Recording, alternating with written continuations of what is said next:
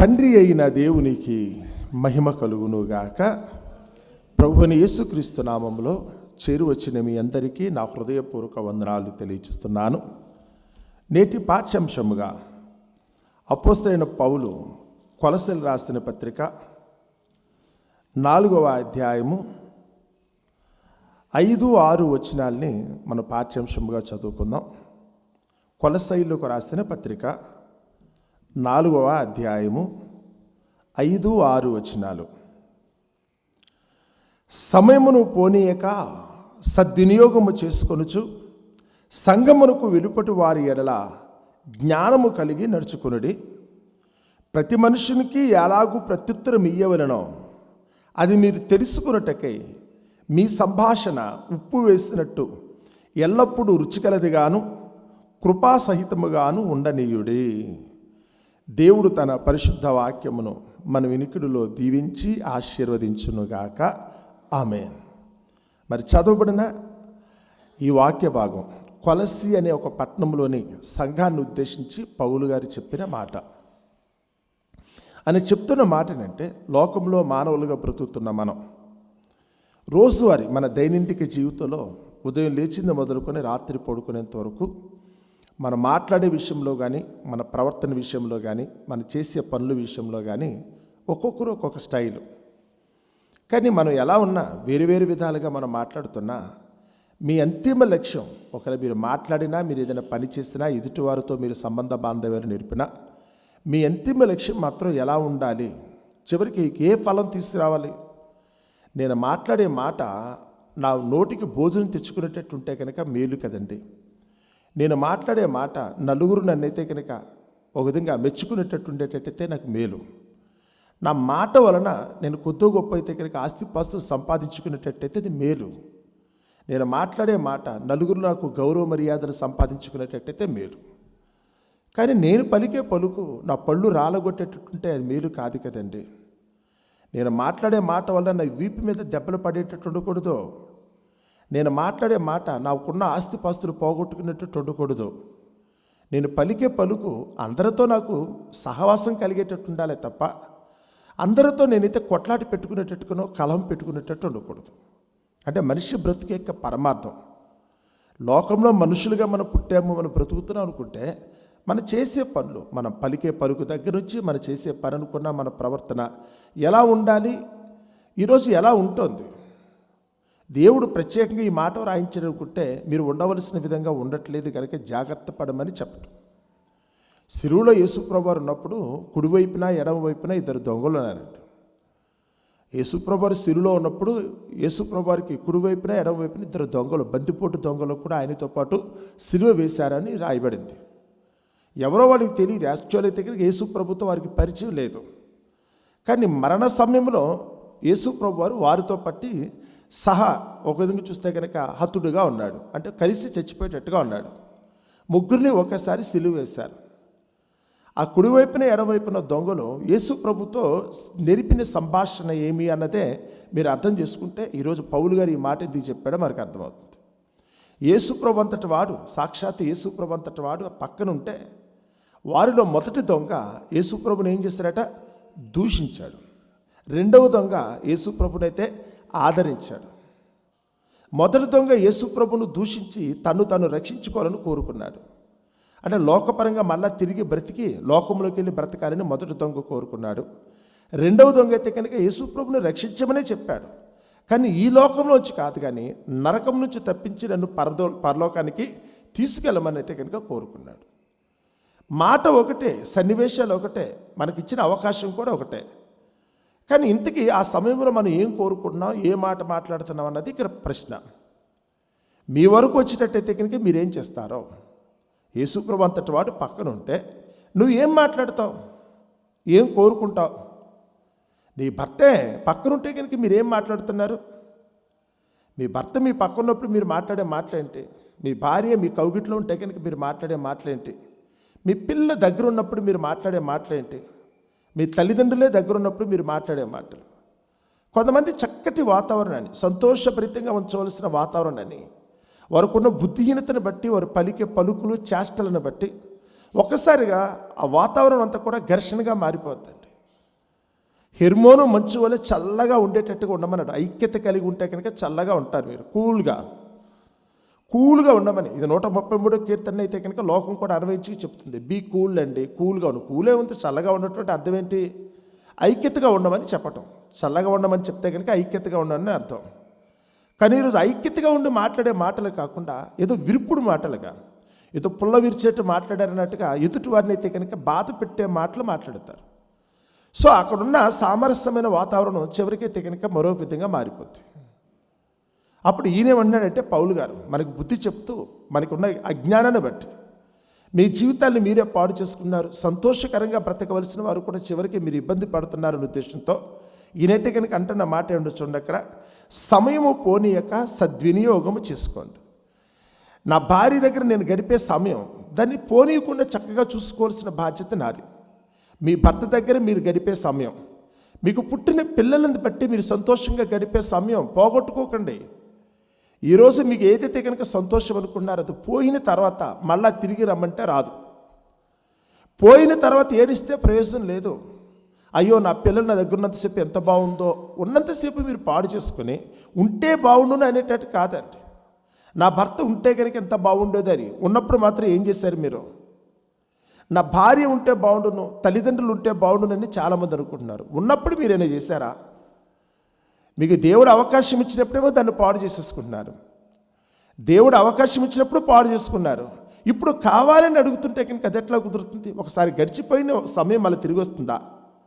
అందుకనే లోకంలో అత్యంత విలువైనది ఏమి అనుకున్నప్పుడైతే కనుక టైం అనే చెప్తాను. Time is precious.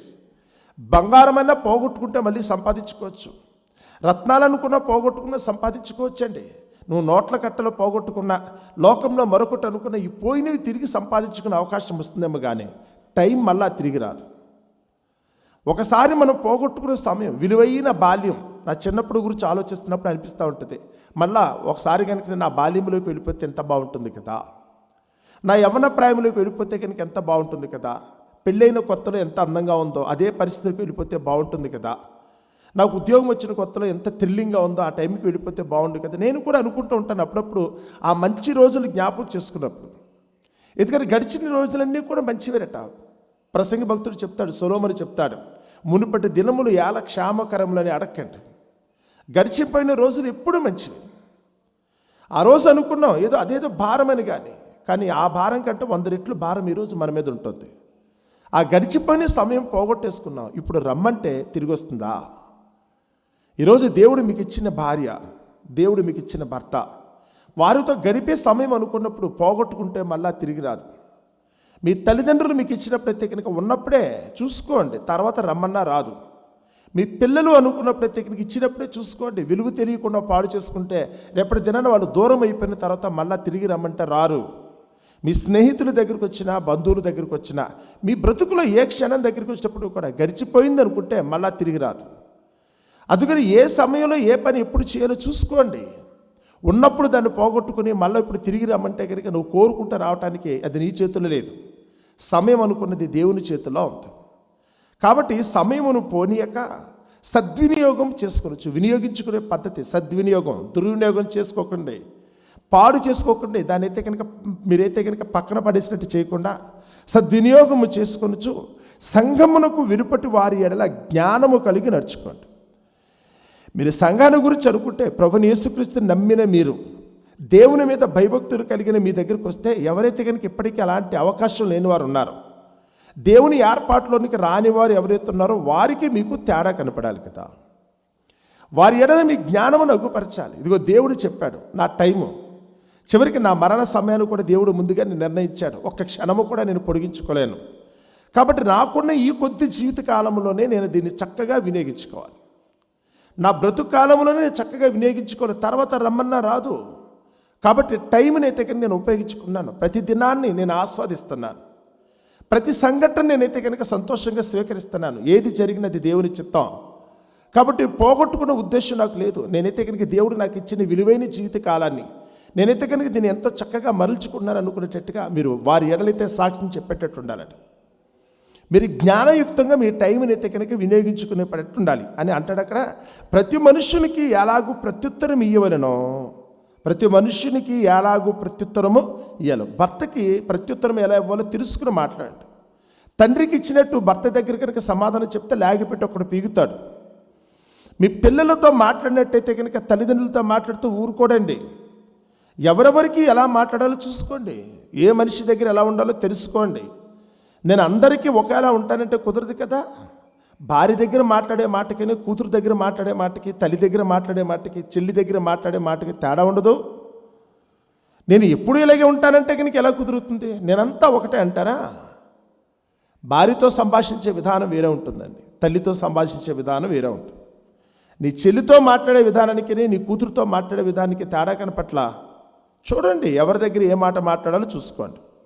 ఎవరెవరికి ఎలాగూ ప్రత్యుత్తరం ఇయ్యవలనో అది మీరు తెలుసుకొనుటకై మీ సంభాషణ ఉప్పు వేసినట్టు ఎల్లప్పుడూ రుచికలదిగాను కృపాసహితముగా ఉండాలి. మీ మాటలు ఎలా ఉండాలి తెలుసా? ఉప్పు లేని పదార్థం ఎలాగైతే కనుక చప్పగా ఉంటుందో మీ మాటలు కూడా చప్పగా ఉండకూడదు. కొంతమంది మాట్లాడుతుంటే కనుక అవతల వాడికి వినబుద్ధి కూడా కాదండి. అవతల వాడికి వినబుద్ధి కూడా కాదా? అలాగే అని ఈరోజు భార్యాభర్తలు చాలామంది అలాగే మాట్లాడుకున్నప్పుడు ఉంటారు. వినబుద్ధి కాదు వాళ్ళకి. ఆయన పూర్తిగా ఏం చెప్తున్నాడో కూడా ఈవిడ వినదు. పోనీ ఈవిడేం చెప్తున్నాడు అన్న సంగతి ఆయన కూడా వినడు. ఈరోజు చాలామందికి అయితే కనుక వినసొంపుగా లేవు.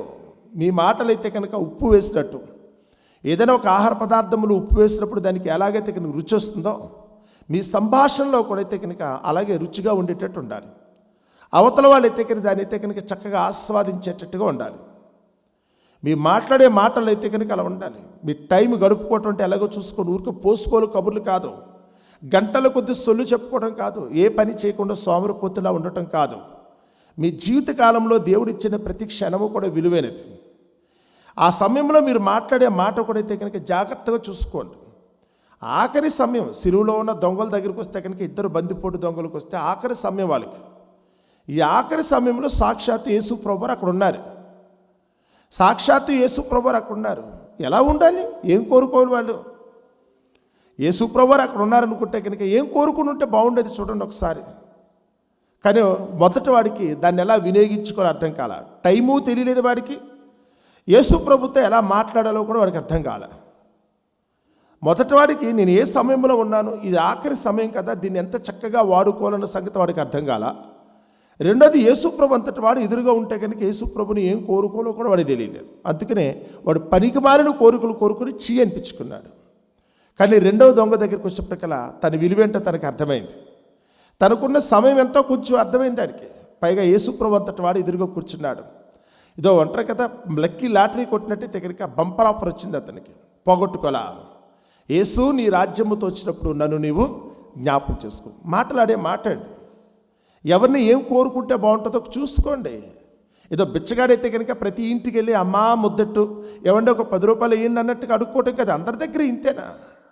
కొంతమంది విలువైన వ్యక్తులు ఈ దగ్గరకు వస్తారు. ఆ విలువైన వ్యక్తిని భోజనం కాదు అడగాల్సింది. అలాంటి విలువైన వ్యక్తుల దగ్గరికి వచ్చినప్పుడు ఒక 100 రూపాయలు ఇవ్వమని అడగటం కాదని, ఎంతసేపు అడుక్కోవటం గురించి కాదు. అలాంటి విలువైన వ్యక్తులతో నువ్వు చేసే సంభాషణ నీ బ్రతుకునే మార్చేస్తున్న సంగతి నీకు తెలుసా? నీ జీవితం అయితే కనుక మారిపోద్దండి. ఆ ఇద్దరు దొంగలు అనుకున్నప్పుడు మొదటి వాడికి యేసు యొక్క విలువ అర్థం కాలేదు, కానీ రెండవడైతే కనుక యేసు యొక్క గొప్పతనాన్ని అర్థం చేసుకున్నాడు. అందుకని అంటున్నాడు, యేసు నీ రాజ్యముతో వచ్చినప్పుడు నన్ను జ్ఞాపకం చేసుకో.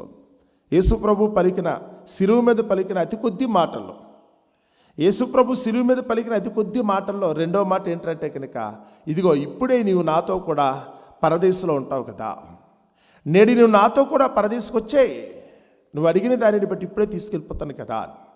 అందుకనే మీ సంభాషణ, మీ ప్రత్యుత్తరం జాగ్రత్త అండి. ఎవరితో ఏం మాట్లాడితే కనుక మన జీవితానికి మేలు కలుగుతుందో తెలుసుకుని మాట్లాడండి.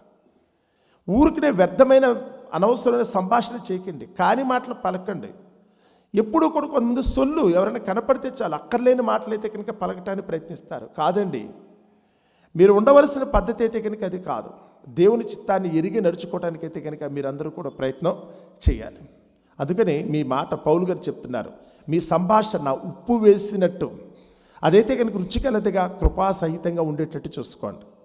మీరు పలికే పలుకును బట్టి అవతల వ్యక్తి నుంచి మీరు పొందుకునే అత్యంత విలువైన కానుకను మీరు పొందుకోవటానికి, మరి ముఖ్యంగా దేవుని సన్నిధికి వచ్చినప్పుడు దేవుని సన్నిధిలో మీరు పలికే పలుకు మీ జీవితానికైతే కనుక పరమార్థం కలిగించేట్టుగా మీరందరూ కూడా ప్రయత్నం చేయమన్నదే ఈ మాటలోని భావం. ఆ రోజు సిలువలో ఉన్న రెండవ దొంగ ఆ విషయాన్ని గుర్తించి గ్రహించాడు. తానైతే కనుక అద్భుతంగా ప్రభుని యేసుక్రీస్తుతో పాటు పరదేశంలో ఉన్నాడు. ఈరోజు మన దగ్గరికి వచ్చినప్పుడు కూడా మనకున్న విలువైన జీవితకాలం కొద్దిదేనండి, ఎంత ఉంటుందో మనకు తెలియదు. ఉన్న కాలంలోనే అక్కర్లేని విషయాల గురించి అనవసరమైన ప్రస్తావన తీసుకురాకుండా ఈ లోకంలో నేను చేయవలసిన పని ఏంటో, దేవుని దగ్గర నేను పొందుకొనవలసింది ఏంటన్న సంగతిని ప్రతి ఒక్కరూ గుర్తెరిగి ఆయన చిత్తము చొప్పున జీవించడానికి ప్రతి ఒక్కరూ ప్రయత్నించవలసినదిగా మిమ్మల్ని అందరినీ ప్రేమతో కోరుతూ ఈ మాటలు ముగిస్తున్నాను. అట్టి కృప దేవుడు మనందరికీ దయచేయునుగాక.